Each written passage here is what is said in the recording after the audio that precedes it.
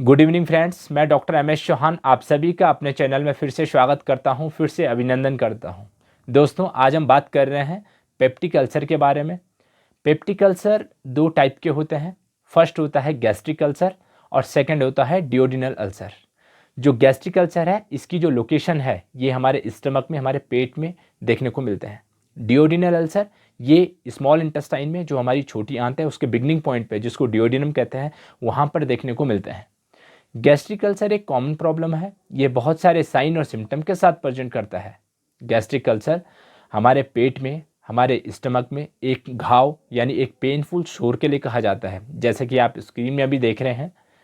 बात करते हैं ये अल्सर जो है ये बनते क्यों हैं, क्या इनके कारण है। दोस्तों, हमारे स्टमक में, हमारे पेट में हाइड्रोक्लोरिक एसिड होता है। इसके अलावा पेप्सिन, अमाइलेज और भी डाइजेस्टिव जूसेस होते हैं।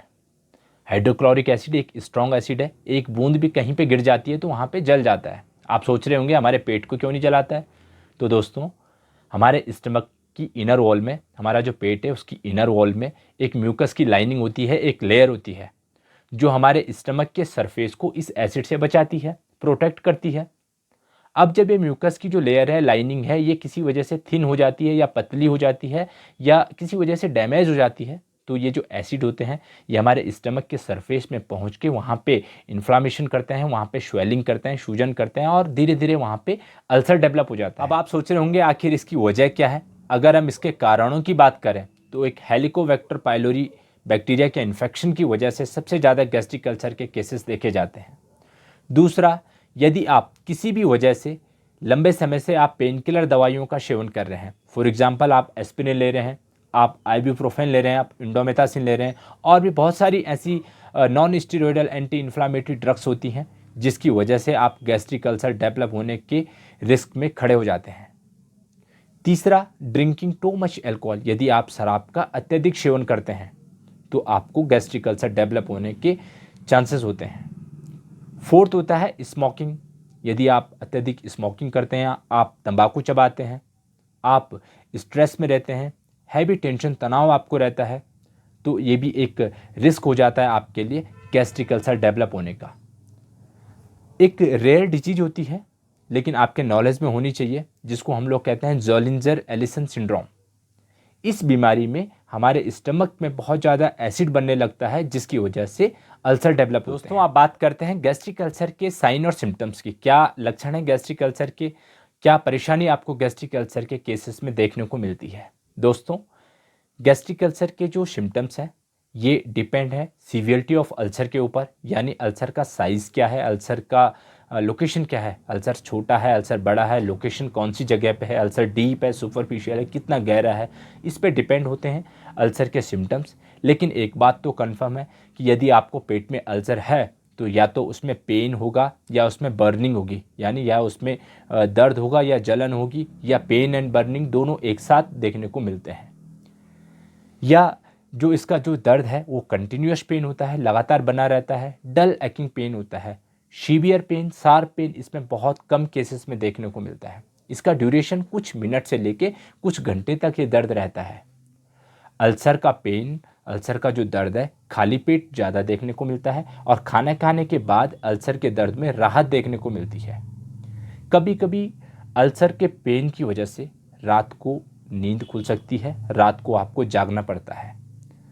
पेट में ब्लॉटिंग होती है, रेक्टेशंस हो सकते हैं, डकारें आ सकती है, एब्डोमिनल फुलनेस सेंसेशन आपको रह सकता है, पेट में एकदम भारीपन आपको महसूस होता है, नॉसिया एंड वॉमिटिंग, कई बार उल्टी आने का मन या उल्टी आ जाना, या उल्टी में कई बार ब्लड, खून भी अल्सर के केसेस में देखने को मिलता है।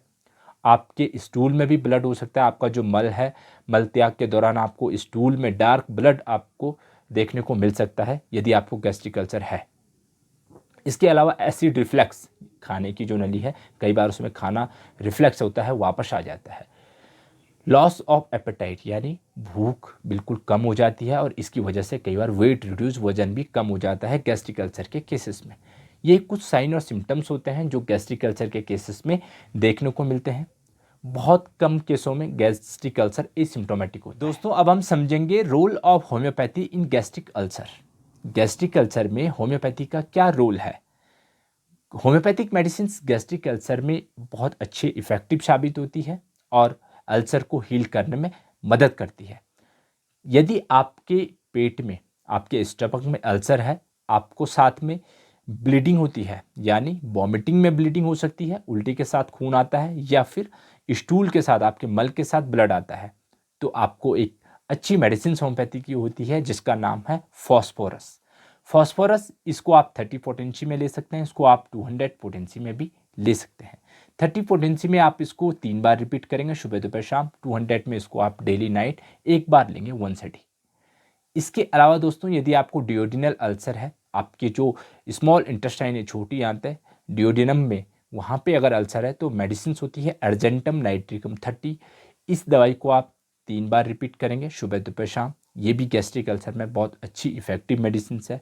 इसके साथ साथ यदि आपको डियोडिनल अल्सर है और आपको साथ में पेट में ब्लॉटिंग है, एब्डोमेन में ब्लॉटिंग होती है, आपको भूख नहीं लगती है, लॉस ऑफ एपेटाइट की समस्या है, एब्डोमिनल फुलनेस, ऐसा लगता है पेट एकदम भरा भरा सा है, इरेक्टेशंस, डकारें आती है, इस तरीके की समस्या यदि अल्सर के साथ है, तो एक और अच्छी मेडिसिन होती है कार्बोवेस 30। इस दवाई को भी सुबह दोपहर शाम 3 बार आप रिपीट करते हैं।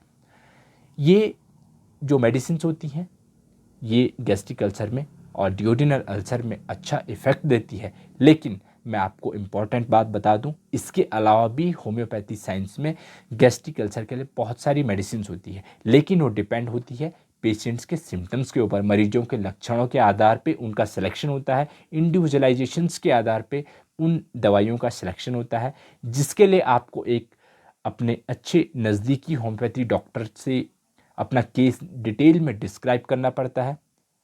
उसके आधार पे आपका दवाइयों का सिलेक्शन होता है। गैस्ट्रिक अल्सर की डायग्नोसिस के लिए हमें अपर जीआई ट्रैक्ट की एंडोस्कोपी की जरूरत पड़ती है।